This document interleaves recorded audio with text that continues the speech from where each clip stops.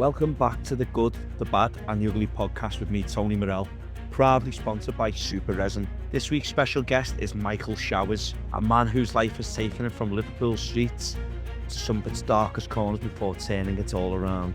In this episode, Michael opens up about his early years, the choices that led him into crime, the devastating consequence of that path, and the lessons he learned since, from prison to redemption. Thanks for listening and watching this episode. Every day of the week you had a fight over colour. When you're grafting, it's like going on a plaque. If all goes well, you're happy. If all goes wrong, well, I've been in jail with the Crays, the Richardsons, Freddie Foreman, Frankie Fraser, all of them. Welcome to the Good, the Bad and the Ugly podcast with me, Tony Murrell, and this week's special guest is Michael Showers. Really looking forward to Michael sharing the Good, the Bad and the Ugly. How are we, Michael? I'm fine, sir. Thank you very much for agreeing to come on. I've got to say a big, massive thank you to Jamie Boyle. Yeah. Your book, for connecting us. I spoke to Jamie and we had a good chat and he said, would you be interested in Michael? And I said 1,000,000%. I have wanted to get you on, but obviously reaching out to you, because obviously you don't use social media and stuff. So Jamie, when he reached out, I jumped at the opportunity, and I just want to say, Michael, you've had a very colourful life. Indeed. And you've got a book coming out. Well, it's out at the moment, members only. Yeah. So, and what we'll do, we'll speak about how people can purchase that and what we're going to speak about today, but also how people can purchase and stuff. So, listen, Michael, I just want to get right into it. Where you're from, where you grew up, family life and school life was like? Well, I grew up in Liverpool 8, the ghetto. I had a decent childhood, except for the racism. My childhood was great. Yeah. Unfortunately, you had to go through. I don't think anyone's had to endure any racism at all, but the 60s, was that the time in the 60s and 70s? 50s and 60s, yeah. So for you growing up in Liverpool 8, it was it was a big thing that back then, with the racism and stuff. Was it hard to deal with at the time? Well, it was, because it meant you fought every day of the week. Every day of the week you had a fight over colour. Really, yeah. Yeah. And we had a woman who lived 3 doors away from us, and she had a dog, black dog. And when we as kids, about 4 or 5, when we all used to walk past, she was, come on, yeah, and looking at us and smiling. Yeah. Seriously? Oh, yeah. And that was from an early age? Oh, yeah. Well, I mean, they, in those days, they had brown paint. They had colours in coats, brown and things like that. At being at that age, Michael, you're still learning life, really. Yeah. And to hear, the racist names and stuff like that, did you, look, you saying you're only 5 or 6, you're learning life, you don't really understand. Speaking to your mum and all that, and, what was your mum's reaction? Well, my mum says, it's something you're going to have to get used to, son. That's it. Is that how? Yeah. Fucking hell. So growing up in Liverpool 8 in the 50s and 60s and stuff, obviously the bad times of obviously dealing with racism and stuff like that. But your childhood, what was that like? We had a good childhood because we lived near Sefton Park and Princess Park. So we used to go there, but we used to have to go in a group because of the racism. You couldn't just go in 1s or 2s because gangs picked off and stuff. What you doing here? Even the police, what you doing here? Out your area. Once you're in Liverpool 8, there was no problem at all, because white people lived in Liverpool 8 who were married to black people, white people who'd been with black people all their lives, and just took us as normal. But once we moved out the area, that's when the problems arose.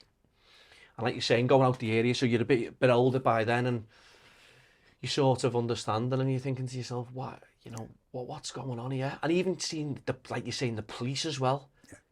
Yeah. Being a young lad, probably getting to your teenage years by now, this.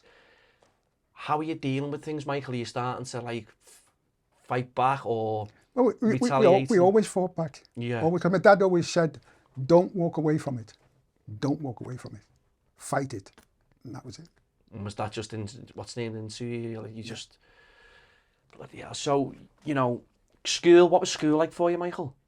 School wasn't bad, but all that school wanted to educate you for was factory fodder. That's all. And No basically, career, no, not a proper career. no, so long as you could read or write, that's all they were interested in. And that was it. Really, yeah, that was that, you know, not pushing you on to like get a trade or anything No. like that. Back then, like you say, but you know, it must have been so hard for you. Thinking, did you think there was nothing going for you? You know, there was nothing, no opportunity for you because the colour of your skin. Do you think? Well, it was after Borstal I really realised how bad it was. Because I got Borstal, I got put in Bolton prison when I was 15.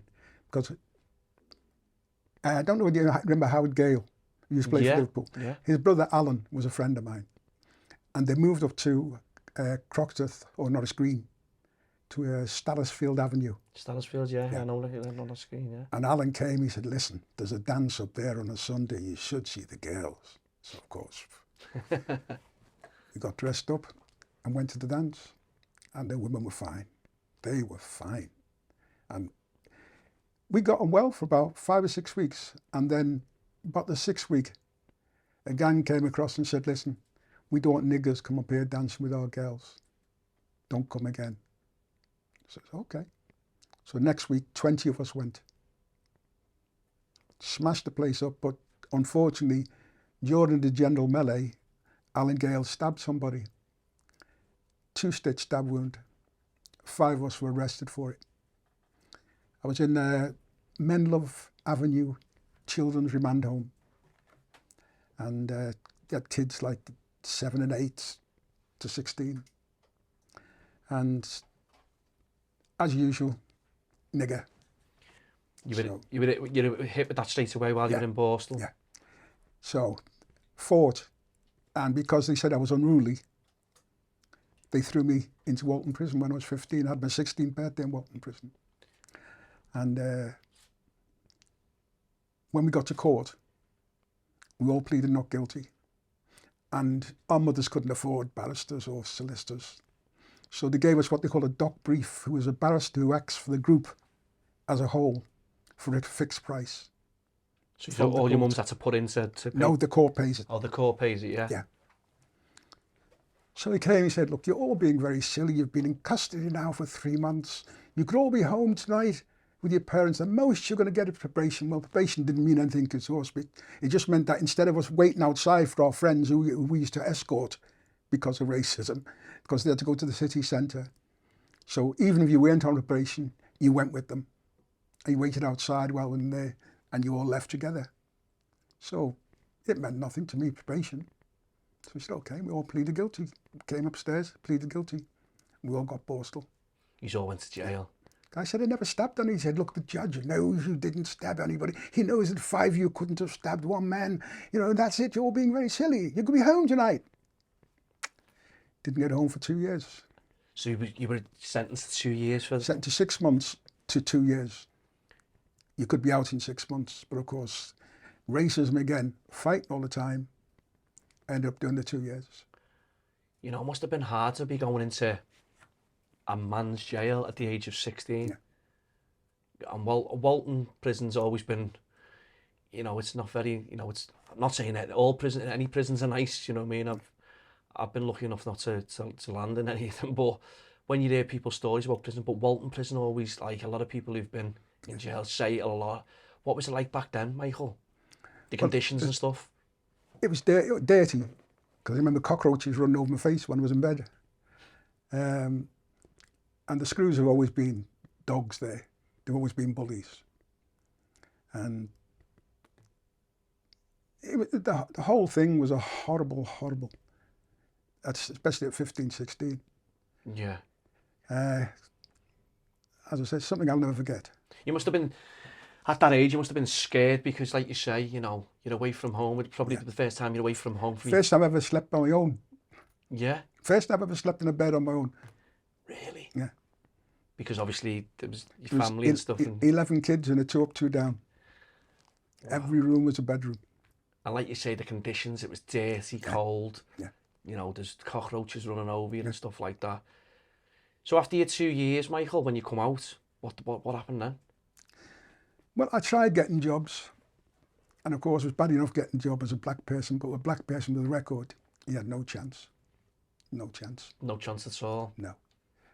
I was getting like £3 dole That was we used to get to last me a week. So I used to give £2 to my mum and £1 for myself.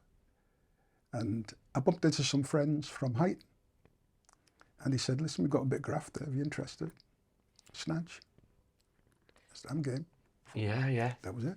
And what, you know, with the graft with snatching, Yeah. which was like, you know, was it like, what's the name, cash vans and stuff like that? Cash in transit. Cash and transit. Yeah. The adrenaline, you know, for a young man and stuff like that, where you're not being offered any work, you know, and you're not given an opportunity to survive. Yeah. Is that basically what it was, Michael? Oh yeah, because I mean, you couldn't buy any clothes, you couldn't do anything. You literally could not do a thing. I had £1 a week. That's it.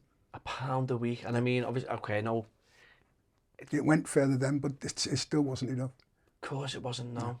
And obviously you're living in a household where there's 11 of you siblings and stuff like that, and that must have been tough for you all, you know. Oh yeah. Your mother and father, what were the, you know? My dad was a chief cook and baker at sea. So when he came home, all the extra stores and everything, he used to bring home with him. So when he came home, we had a good time. Yeah. You ate well and stuff like that, very, very well. So you're saying about the, you know, the graft and the snatching and stuff like that. You know, was it like was it getting involved with like drug dealing and stuff like that from an early age, or was it just friends around you? No, there was no drugs in those days. Was there not? No. No. There was people smoked weed and that was it. That was about it. That was about it. Like, you know, you say the vans carrying money and cigarettes, which obviously like, you know, cigarettes were The currency. yeah, of course they are. That's what they are, just currency for you. And Yeah. like you're saying, that's what you're having to do to survive. And that, obviously being in jail and stuff, and you've came out, was you well known to police by then, or was you on the radar? Oh, definitely. The first time I ever went to court, I was 14, and we're standing on the corner of our street, and the police used to use jeeps then. And the jeep came out back, reversed. "What's your name?" I said, "What do you want to know my name for?" "What's your name?" I said, "I'm not telling you my name because I've done nothing and no need for you to know my name." They arrested me for obstructing the Queen's Highway. And I got fined 10 shillings for obstructing the Queen's Highway. So, you know, obviously they were at it all the time, would you? All the time. So, you know, the police are like making your life even harder than what it is and stuff like that. Was there any other run-ins with the police leading up to, you know? Well, it was a daily thing. You were stopped and searched continually. You know, from about the age of 13, you were stopped and searched. That's it. Really? Yeah. And, you know, was it physical as well at times where, you know, they'd give you a crack and that? Oh, yeah. Yeah. Seriously, yeah. You know, it's sad to hear that, you know, everyone should be treated the same, you know, when you're getting, you know, you're hoping for the police to, you know, they've got a duty to serve the public, but you just weren't, you know, young lads doing what you're doing, going about going about your business, but then obviously it's being turned into something, like you're saying, obstructing the Queen's Highway, a charge of like, just something that they made up. You know, from there, was it, you went to visit Nigeria from when you were a bit old? Well, no, that was like 20 odd years later. Right, okay. Yeah. I mean, I remember as a kid when I used to go to Anfield, and I love and still do love Liverpool. Now then everyone, sorry for interrupting this episode. Here's a message from our sponsor, Super Resin. They are specialists in resin driveways and flooring across North Wales and the North West. Whether it's a driveway, worktop or flooring, they've got you covered. For 10% off, use the code TGTBTU. Now let's get back to the episode. Yeah, I'm a big believer, as you can see. Our producer Ben's a massive that he goes home and away, like, but you can see the big flag on the wall there, the Everton flag. But yeah, I've got one son who's a Evertonian. He must be the outcast. Is he the outcast? Is he? Yeah. But you know, like you're saying, you used to go and watch Liverpool. Yeah, was that a big thing for you? It was great, except for the racism again. Really, yeah. Because you used to get, if you're standing by a nigger, clap your hands, and hundreds of people clap their hands, and that kind of thing. Or if you hate niggers, clap your hands. And for you, Michael, experiencing that, I know you say like from an early age it was like something, you know, you'd fought and you'd fight back and stuff like that, but going to watch your beloved football team, Liverpool, and you know, dealing with that, you know, obviously you've gone with friends, you know, how did it, you know, how did it make you feel? And you know, I couldn't. It makes you angry. Yeah. But like, there's so many of them, you can't fight. That's it. And your friends who went with you, you know, were they black as well, or? Some of them were black, some white. Yeah, yeah. And the friends who were with you who were white, were they disgusted and stuff like Of course, that? yeah. You know, after that, did you continue to watch Liverpool, or did you? Yeah. Didn't stop me from. We're not going to stop me from watching my team. Do you still go and watch them to today? Well, I don't go so much today. I've got my box. That's it. Before you went over to Nigeria, was there other bits and bobs you were doing and stuff like that? Yeah, we're doing like snatches, warehouses, all over the country really. Was it? Yeah, it wasn't just based in Liverpool. You were just obviously doing your bits. Scotland, everywhere. Yeah. So, how did it come about? Obviously, getting to Nigeria and stuff. Was it obviously have relatives or was it friends? Well, I think because it was grafting, the police knew it was grafting, and they tried like hell to catch me. But they couldn't. They couldn't. So it got to the point where they were sort of sitting outside my house, and when I came out in the morning, they just drive after me. No, just blatantly follow me all day. So I said, to hell with this. So I thought, well, I'll go and see my dad's family in Nigeria. And that's what you went and done. And so I went and did that. And while I was out there, I met a guy, and he said, brother, you know anybody who buy weed in Liverpool? I said, yeah, no, lots of people. He said, because I'm taking some back, so please, can you help me? So I said, okay. I made a few phone calls. People met his ship. 10 days later, it was 10 days there, it was roll on, roll off. 10 days there, 10 days back. 10 days later, he docked in Liverpool. He managed to get his stuff safely through. My friends took it, sold it, that was it. So I thought, interesting. So I'll have a go at that. So I came back, explained what I wanted, managed to get the dock sorted. That was it. Went and put half a ton on. Do you know when, like, obviously, you're planning that, Michael? I mean, it must be scary thinking, you know, it's happy days if it gets through, but if it gets confiscated or whatever, you fucking lost a lot of, you know what I mean? Does that go through your mind, is that in the back of your mind? Oh, yeah. Because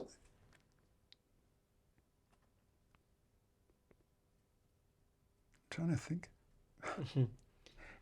When you're grafting, it's like going on a blag. If all goes well, you're happy. If all goes wrong, you're sad. Now, when we used to have the docks, we used to have people who tell us the customs, whether they'd found anything and things like that. Yeah. So we knew we were pretty well covered on it. Yeah. So they got it off safely. Didn't phone me, they called me around the house, said, we've got it off, that's it. I said, okay, that's it. They sold it, I went back to Nigeria, started another one. And it was like about every 2 weeks. Yeah. Yeah. So every 2 weeks, and if you don't, you know, what was you turning over, if you don't mind me asking? About 500 weight a time at £300 a pound. Seriously, yeah. And it was just going like that. Yeah. It was flying out the door. Yeah. Because it was good quality.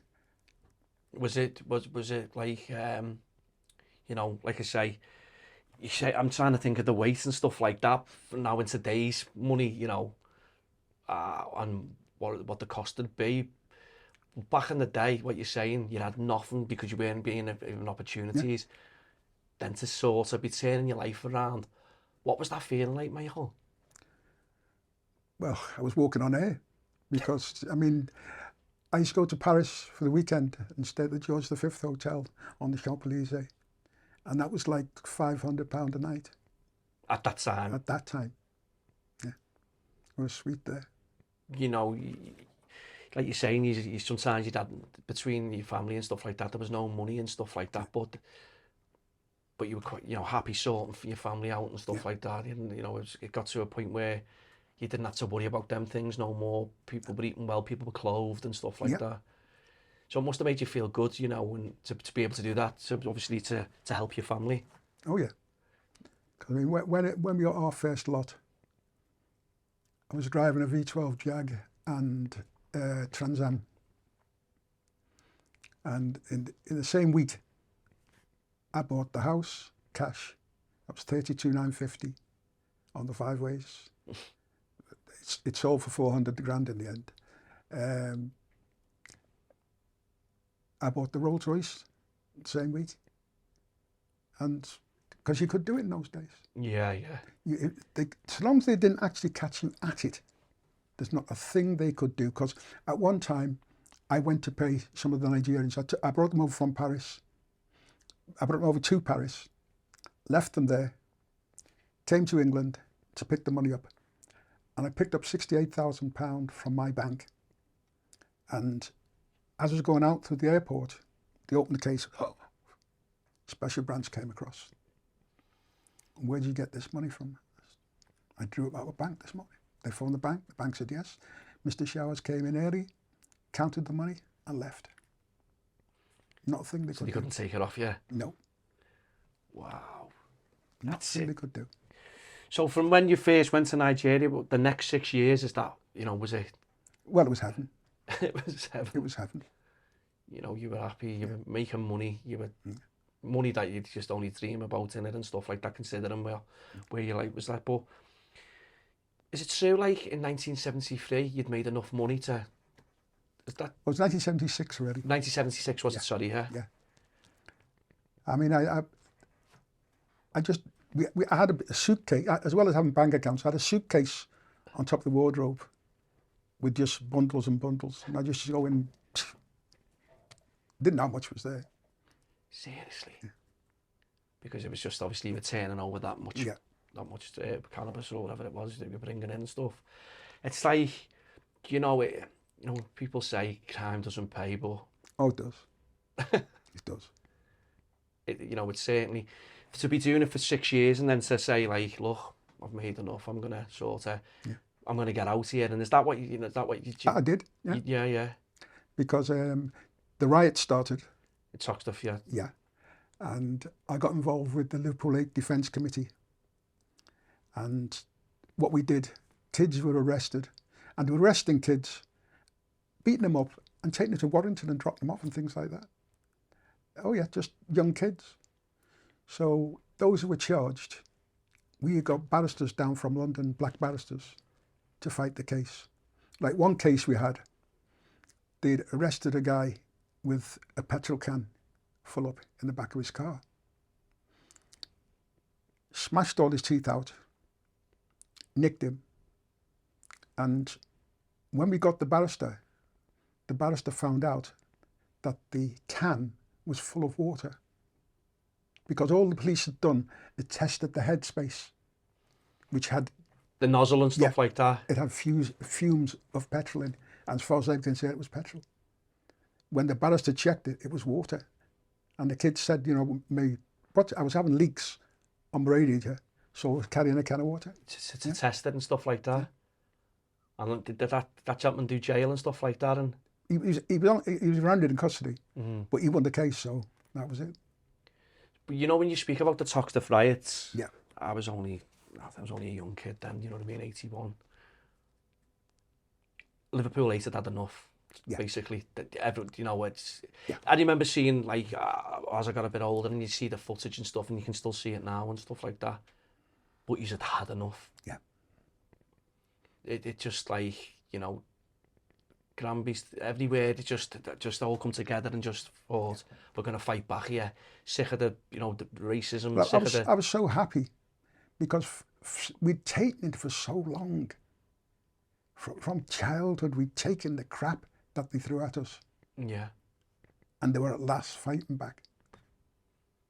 You know, to be a young kid walking down the street, being abused by adults, the police, that release, Michael, was just that, like, everyone's fighting back here. We've all had enough. We've come together now. And how many days did it go on for? about 3 weeks. Was it 3 weeks? Yeah, it was 3 weeks, was it? Yeah. And then when the police got control and stuff, and what was that? I don't know how many people were arrested, said, you know, the numbers and stuff. Well, there were, I think it was 600 of kids got arrested. And we won 66% of the cases. Right. Yeah. Seriously, yeah. Consider, you know, like, it's scary when you think of it, when it comes to that, you know, to be heard. Yeah. You've got to take things into your own hands and stuff like that now. You know, you know, you've had to take things into your own hands where you think, come on now, this is, we're in the 80s and stuff like that. But when people think that was acceptable, you know, I can't imagine to be, you know, people being racist and stuff like that, but to a degree of what you're saying, it's just unbelievable. So from the Toxic riots, what went from there? Well, I got a job then in the law centre. They opened an immigration unit. At Liverpool City Council? Yeah. And I got a job as the deputy head of unit. So I enjoyed the job, actually, and because I won my first case before a judge, argued a case for a Nigerian guy, and won it. Yeah. So from, you know, how long did you work at Liverpool City Council? A year. 12 months, yeah. And obviously you enjoyed the job and loved it. And then from there, you know, what? Well, that was when I got the the heroin charge. Was that the conspiracy? Was it? Yeah. And Suspects, you know what I mean? It was a conspiracy by them. Yeah. Because a few months before this, I got asked to go down to Graham House, which is by where the new Crown Court is. And I got asked to go down and meet Dewi Rees and Michael Heseltine's number 2. Oh, yeah. And when I went down there, I went down with a friend of mine who's a lecturer at Liverpool University, Rashid Mufti. And they said, look, Michael, we'd like to offer you a job with the Manpower Services Commission, government agency. All you have to do is resign from the Defence Committee and you can go to Manchester to have this job. I said, that sounds odd to me. You're asking me to resign an unpaid post and you're going to give me a job in the government. Why?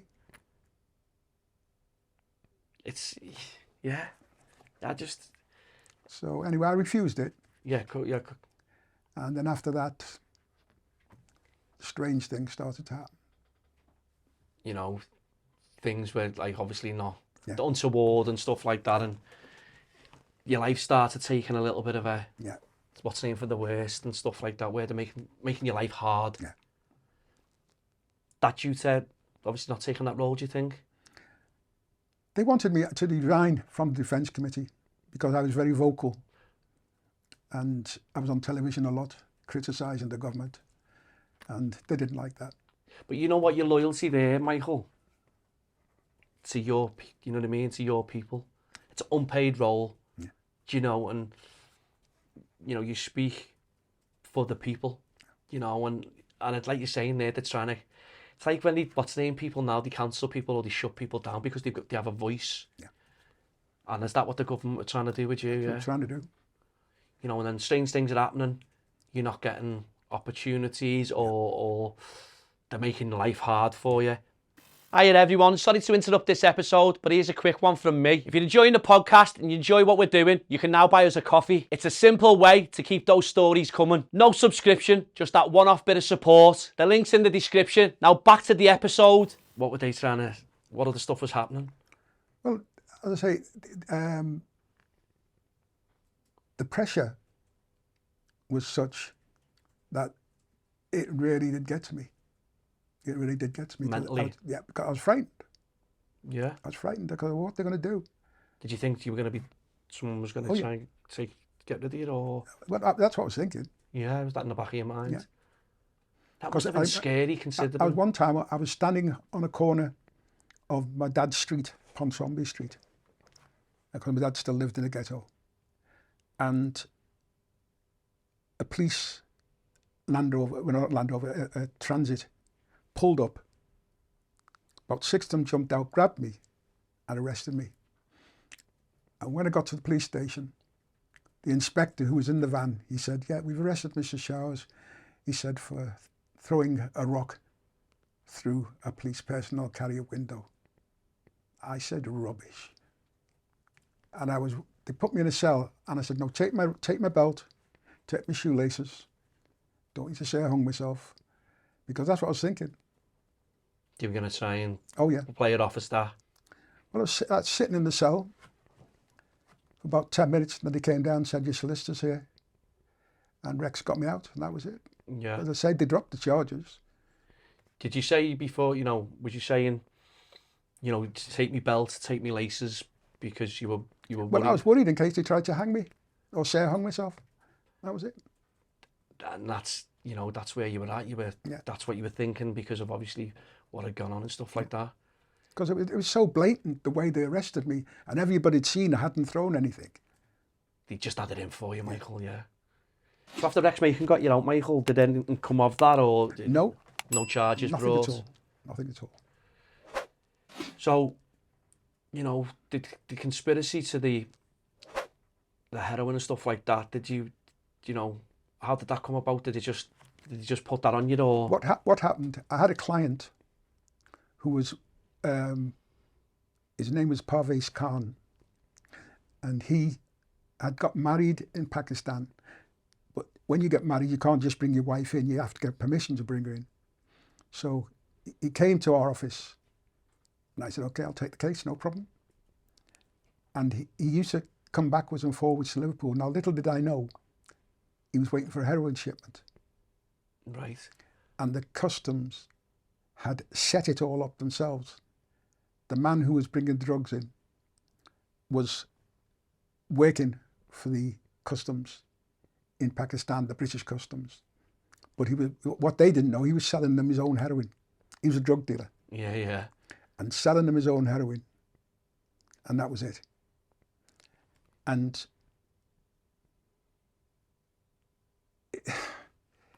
the more I think about it, the anger I get about it.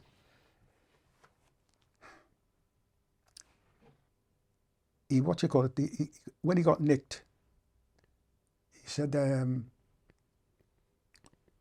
we've been following you since you came into the country. You went here, you went there, you went to Liverpool, to the immigration unit. Who do you go there to see? I went there to call Mikhail, because Muslims call me Mikhail. Mikhail Showers. As soon as they heard that. Michael, do you know what? It's so corrupt as anything, like you're saying. They were already gunning for you and stuff like that. And so as soon as he's mentioned your name, Yeah. he's just come to, what's the name at the... Yeah. So, as I say, the tape goes off. And then 5 hours later, the tape comes on again. And the first thing he says is, I now wish to tell you the truth. The 2 kilo I had, I was going to give to Michael. And that was it. And that's stuck, Michael. That's Yeah. So, what sentence? Obviously, did you charge you? Obviously, I got charged. I found guilty. I got 20 years on the first charge and 20 years on the second charge to run concurrent. Michael, when you're in that court, and like you just said there, and they're playing, it's just so corrupt. And back then, it's even now today, people say how corrupt the system is and stuff like that. Yeah. And when you hear the judge say 20 years, I know obviously you'd been to jail before and stuff like that, but when you're getting a big sentence like that, what's going through your mind? Are you just numb? Are you just... Well, I couldn't take it in at first.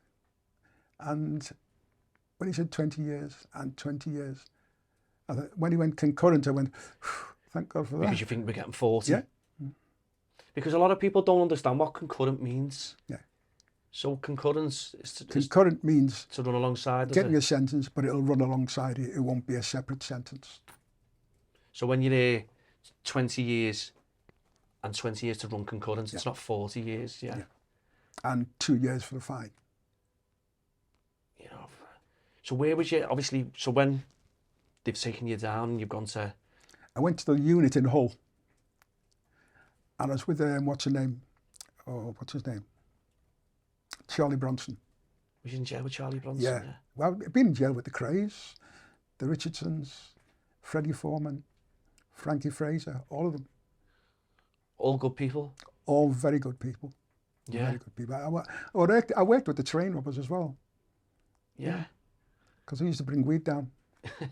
But there was a connection there and stuff. But you know what you're saying about Charlie Bronson? What was Charlie Bronson like? I know he's trying to get out now at the moment and stuff like that. He's trying to get his parole heard and stuff.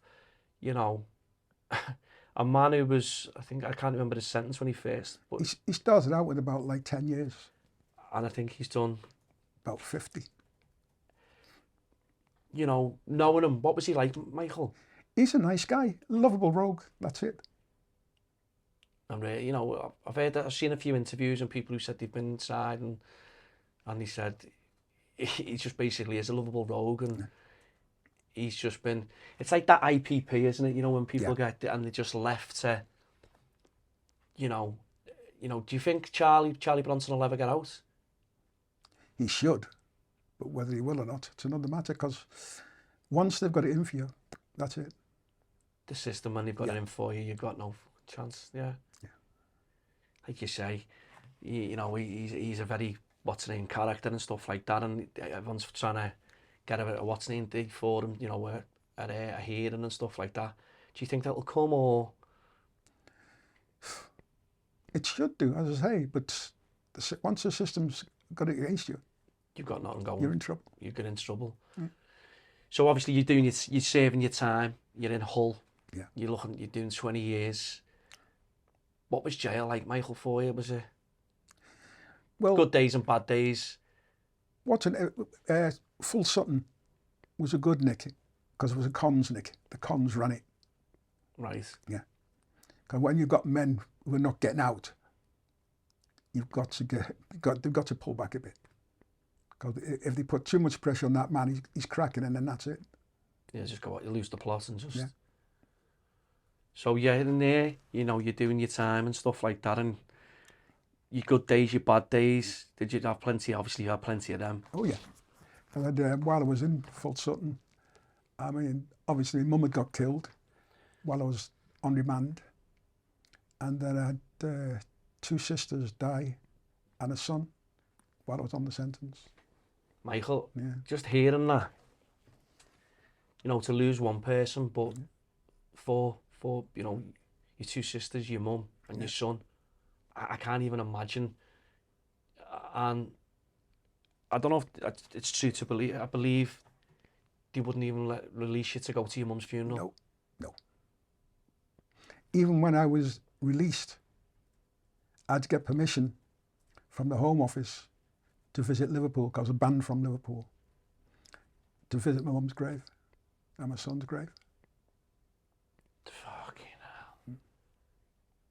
You know, how do you, I mean, I just don't even know how you'd cope or deal with stuff like that, you know. It's, okay, I know you've committed a crime and well, you hadn't committed the crime, should I say, but you know, to not even release you to go to your mum's funeral, or you know, your sisters, you let you go to... No, none of them. They're in America. That was just... that's heartbreaking, you know. How are you dealing with that, Michael, when you're in jail? You know, is it just... It's a matter of... You've got to sort of wipe your mouth, because if you don't, you'll crack up. And if you crack up in there, you're in trouble. That's a strong... You know, that's being a strong man to deal with. I coping and under them circumstances and stuff like that. Was, you know, no help at all from the governor and anyone like that. They didn't want to know. No. You know, so you moved around the country, jail-wise? No, I was in Full Sutton for 6 years, and then I went to the Isle of Sheppey, and from there I went to Wayland. That's where I met Frankie Fraser. Frankie Fraser. Cray. Was it one of the Crays? Yeah, Yeah. Reggie Cray, was it? Yeah, he was there. What was it like being around Reggie? Like myself, he liked a little drink. And did you just have a couple of drinks while he was in? Yeah. Well, in Full Sutton, I used to brew my own. And with the IRA lads, we used to have a drink on a Friday night. Yeah. And sing good old rebel songs. Yeah. That obviously passed the time. And Oh, yeah. so after all that, was you far from release, or when was your release? 2016, was it? No, it's 2000. Sorry, 2000. Sorry, yeah. 2000 was released. On my mum's birthday, actually. Yeah. That feeling of getting out, Michael. Yeah. A lot of time to think, go over things, but obviously you're still angry because you shouldn't have been there in the first place. But then also, what you're dealing with of losing 4 members of your family. What I should say, by the way, is my case was referred to the Criminal Cases Review Commission, and they put it down as a miscarriage of justice. And I went on appeal in 2007 and lost the appeal. But they're still investigating, because since then they found out about the guy who was bringing drugs in was in fact a drug dealer himself. And they found all kinds about him. None of this was disclosed at the time. No, none of it. So it's being investigated for you, yeah. Like you say, Michael, you know, hopefully you can get justice for that, you know, and just you're fighting back. And so when you came out in 2006, what did you say, was it? 2000. 2000, sorry. Where did your life lead you to then? Well, I was banned from Liverpool. I had to stay in London. Right. Yeah. And I got a flat, £800 a month. And I got a job in Sainsbury's warehouse. Really? Yeah. And how was you there for a long while, or was it? Well, I was there for the year. And then when I left London, I transferred to the St Helens branch. Right. I was there for over 10 years. Did you enjoy it? I enjoyed it because St Helens people are funny. Yeah. Good people, funny people. Yeah. They're odd. Let's put it that way. They're odd.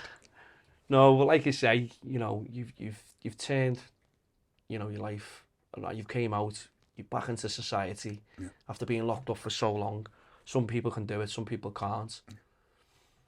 After being in St Helens, where did your life lead you to then? Well, when I came back to Liverpool because I got involved with my now wife, Sharon. Known all my life, big family, black family, 9 of them. And she was up in London visiting her brother, and I bumped into her and started going out. That was it. It was fate that you've come together, and it was meant to be. Did you have to get what seems lifted to come back to Liverpool, and was that a hard process for you? Yeah. Did he not want to let you back into Liverpool? Did not want to let me back at all. But that fight in you, Michael, never giving up and just relentless. You know, you fought for everything all your life, and like you say, you know, you're not being allowed to spend time with your new missus, and then obviously, but then it all come for good, and being back in Liverpool, being around your type of people, how did that make you feel? Well, it felt good. It felt good, but the one thing was sad to see the way police had destroyed all the organisations that were there to help people before. They were all gone. And did that hurt you? It hurt me, yeah.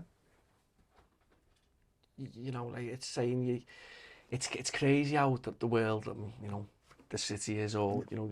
Even the law centre, they took the grants off the law centre and things like that. And do you know when you hear stuff like about corruption within the city and the council and stuff and all that, and people just go, oh no.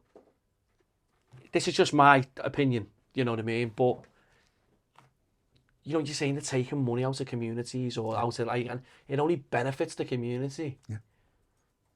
You know, a lot of people say, oh, I don't know if that goes. Why would you take money out of, like you're saying, you know, the community to help the community? Because they run that, you know, they need these type of places, you know what I mean? And when you've gone back, have you noticed, like, well, why's that gone or whatever? Must have been hard for you to see. Yeah, because a lot of the old African guys say, "Ah, brother, you're here. You can help us." Yeah. Yeah. And you obviously, you were doing what you were. But you'd say, after serving that sentence, Michael, emotionally, spiritually, did it change you as a person, or was you still the same person when you? I don't. I think it's for others to say whether I changed or not. Yeah. I don't think I changed that much. You would just have, you've always been yourself. You've never been anybody else, And, did you reflect? Obviously, you did when you came out. You've reflected because you got a lot of time to think about things and what you wanted to do when you come out. Was there any things that you really wanted to do, and what you'd have done now when you've came out of jail? The thing is, as I say, I tried as hard as I could to go straight, and it's been hard graft because at times I've thought, tempted, but no. No, it's been one of them, and an easy life, Michael. Yeah. No dramas, no. I don't have to worry when I hear the cars early in the morning and things like that. Don't have to worry about it. Police sirens and all that carry on and stuff like that.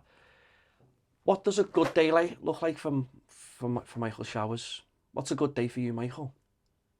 Well, I get up 6 every morning, get my wife breakfast before she goes to work. Because my wife is a kosher chef in a Jewish nursing home. Yeah. She's worked there 30 odd years. Yeah. So I get her breakfast, she goes to work, and that's me for the day, really. It's a nice, easy life. Yeah, watching LFC. Watching LFC TV and watching all the what's names on them and stuff like that. Michael, this is a bit of a what's name question. Do you feel accepted back by society, or does the past still follow you? No, as a matter of fact, it's been good. I haven't had any real problems since I came home, except for the Turkish nonsense. That was it. I had no problems at all. Like they say, the Turkish nonsense and stuff like that. How did that affect you, Michael, when all that carry on?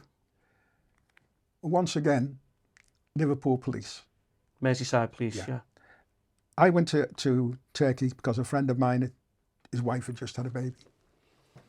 So I was off work sick. So I thought, I'll go to Turkey for a few days. Yeah. I went to Turkey.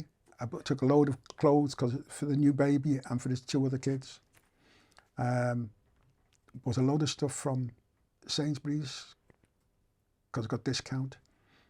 Load of stuff from Tesco, onesies and stuff like that. Yeah, yeah. And after booking into my hotel, I got a taxi to his house. He wasn't there, and his wife didn't speak much English, so I gave her the presents, wrote down the hotel I was in, and that was it. What I didn't know is that he was grafting. Oh. And the police were watching his house. And they've seen you turn up. They saw me, followed me back to my hotel. 5 days later, they burst in, submachine guns, everything. That was it. Because he'd been grafting, gone to get heroin, brought it back to his house. Now, as far as they were concerned, I'd come to buy it. Not that I had any money on me to buy it, but that was as far as they were concerned. And you did deliver him presents and clothes and that for his newborn baby and stuff. And he said straight away, he said, look, he doesn't know fucking he's nothing to do with it. He's nothing at all to do with it. Didn't make any difference because the Liverpool police, when they checked with Liverpool police, said, oh yes. Definitely. He's at it. Yeah, he's heroin. Yeah. He's been done for heroin before. And that was it. And there was another sentence that... Yeah. Michael, that must have destroyed you. Yeah. This time round, this must have destroyed you. Yeah. And to make it worse, I found I had prostate cancer while I was in there. I thought, well, don't tell me I've come all these things in life to die in a Turkish jail. But Turkish jail, how long was you in the Turkish jail for, Michael? 6 years and 8 months. Oh, that must, I mean, jails over here to over there, you must have seen some carry on over there. Well, the thing is, everything you pay for You pay for everything, the electricity, the cleaning, everything you pay for. So obviously you have to work to earn, Well, no, or unless there's someone sends money in for you. money sent in, yeah. And are you padded up like 2 or 3, 4 or a dorm? 10 in a room. Seriously? And you're all going to the same toilet and whatever in there. No, there was toilets downstairs. In the There's heat, no in the screws on heat the as well. screws on the wings. No screws? No cons. And like the first wing I was on, there was Macedonians ran it, and a bit of racism from them. And then I got thrown off that wing onto another wing. I got thrown off that wing on. I went onto an Arab wing. That was okay. Yeah. And did you see, like you're saying, you're experiencing racism again and stuff like that, and you know, you're in another country. Yeah. Michael, in them type of jails, when it's a scary. I mean, I think. Oh, it's scary. Scary places, jails, but when you're in a foreign country, and like you're saying, you've got Macedonians, you've got Turks, you've got Africans, and you can see stuff going on. Is it a scary place? Very much so. So 6 years, 8 months, is that what you've done? On the last year, I was able to go out for 7 days, parole, 7 days, every 3 months. So my wife used to come, and we go to Antalya and things like that. Antalya, yeah. So after being released in that, Michael, that feeling of just like, like twice you've been, suspect conspiracy or whatever, or suspect, it's just, and the guys are saying, look, he's not had nothing to do with it, but then... Well, the only thing that sort of kept me sane was all the stuff I'd got away with. I thought, well... Is that how you looked at it, Michael? Yeah. It's a mindset that way, people will have opinions and they have on people who graft and whatever. I've been caught for this, but I didn't really get caught. So is that how you sort of weighed it up? And it's a way you're looking at it, you know what I mean? It's like you think, well, yeah, it's totally true. So coming back to the UK, what was, what... Well, the thing is, the British Embassy didn't help me at all. Seriously? Didn't help me at all. I had 28 days to get out the country, otherwise they'd have put me back in jail.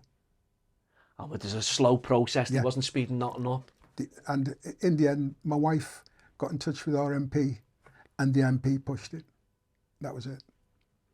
That relief, Michael, when that fax or whatever or email comes through, you must have the relief. You was like, I need to get out of this country and get back to Liverpool. Back to civilization. So after you land, you get back and stuff. Your life is, you think, I'm just want to be straight and narrow, or just whatever, whatever we've got to deal with. So did you know when you that sentence that you done in the Turkish jail? Is this when it come to light about your book, Members Only? Is that how it come to, or was it something that you'd always thought about? No, I'd been asked loads of times to do a book.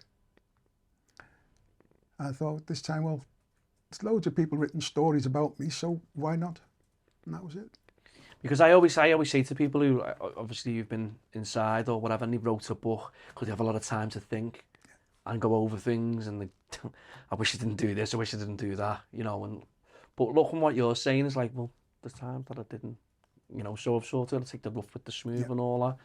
But was there a particular moment where you thought, you know what, I'm going to write a book, or I'm going to let someone write a book for me or whatever? Why the title Members Only? Title Members Only, once again, to do with racism. As black kids, as soon as we went to a club door... Members Only. Sorry, Members Only. And we'd say to somebody who was going in, do you remember? They say, yeah, well, okay, sign us in. No, that's stopped now, we don't do that anymore. Anything, just not listen.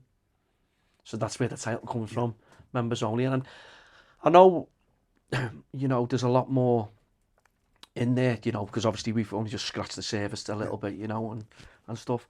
But what else? What else is in the book? Like, you know, is it obviously you talk about the racism, you talk a bit more, obviously a bit more in depth about your life, Yeah. You know, up and down the country and stuff like that, but also the time that you were in times in jail. I know we've touched a little bit on it. Yeah. But Jamie Boyle, he's the author who wrote it for you.